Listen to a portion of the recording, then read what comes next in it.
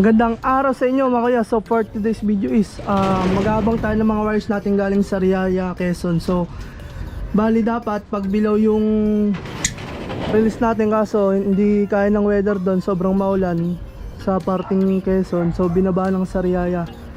So datingan na pala ngayon 10:04 yung 1.4 namin. So yan, nasa screen yung forecast. So bali abangan na ngayon 10:07 na. Wait lang, yung ang labo ng cellphone natin. So bali 10:04 yung datingan. So 10:07 na mga kuya. So wala pa rin nagka-clock hanggang ngayon. So tingin ko medyo pahirapan luwi ngayon kasi sa mga dinanan nagka-smashan, no. So bali update ko na lang kayo mga kuya. So nagpatungan na rin pala tayo ng mga breeder natin. Dito sa kabila wala pa rin, papatukayin muna natin mga kuya. So update ko na lang kayo, sino unang dumating. Nakapuling din pala tayo kay Blue Bar. So sana makachamba. Update ko na lang kayo mga kuya.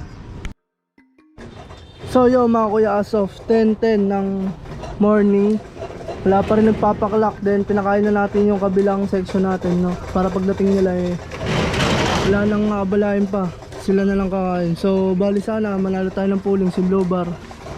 Suntok sa buwan, pero kaya naman siguro.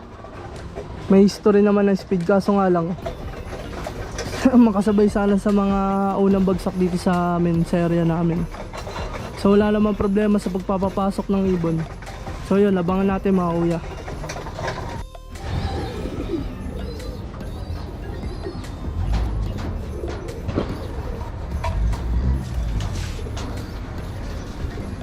Ba dumating mga kuya? So hindi pa laro natin, putik.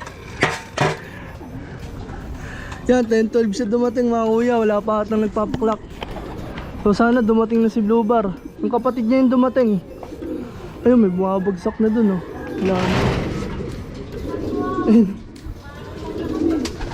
Kaya first dropper natin 10:12.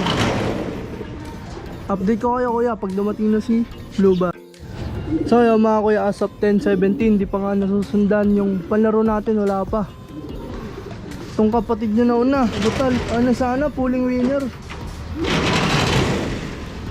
Yan kasi naguunahan yung lalaki sa kababae, magkapatid nabitan ko aga base yung lalaki.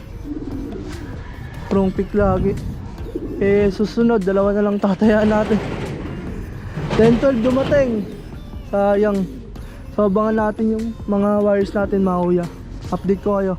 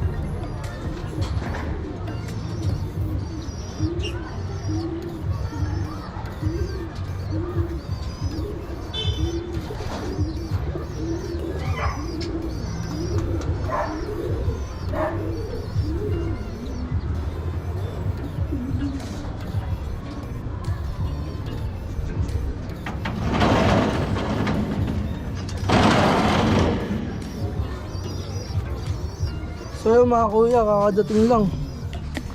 Tignan natin kung ilan, pero wala na to. 30 to na. So iwan siya, pang ano tayo, pang 29. So bawi na lang next time. So yung nauna 10:40, no, 10:14. So bali kaya pa sana to ng mag number 1 sana tayo sa kapatid niya. 10:12 dumating. So siya late na rin kasi. So yun mga kuya, abangan pa natin yung apat na wires natin. So yun, shoutout nga pala sa nag number 1 sa Marikina, si Juan Cal Ronabio. Saka sa pangalawa, Leonard Redo, yun. Ito ata yung mga nag-polling, kasali rin sa polling sa Tullaps. Yan, congrats po sa inyo. So bali, bawi na lang tayo next time. Dalawa pa rin yung nagpapaklak na, dumadating natin. So yan, magkapatid sila. So wala pa rin yung apat. So next time, dalawa tayo natin, tong isang hen, saka yung siya. So pagod na pagod, kailangan pa natin batakin. Mas malakas stamina, mas mabilis umuwi yan. So yun mga kuya, so hanggang dito na lang. Lagi nating tatandaan, ibon lang ang magkakalaban.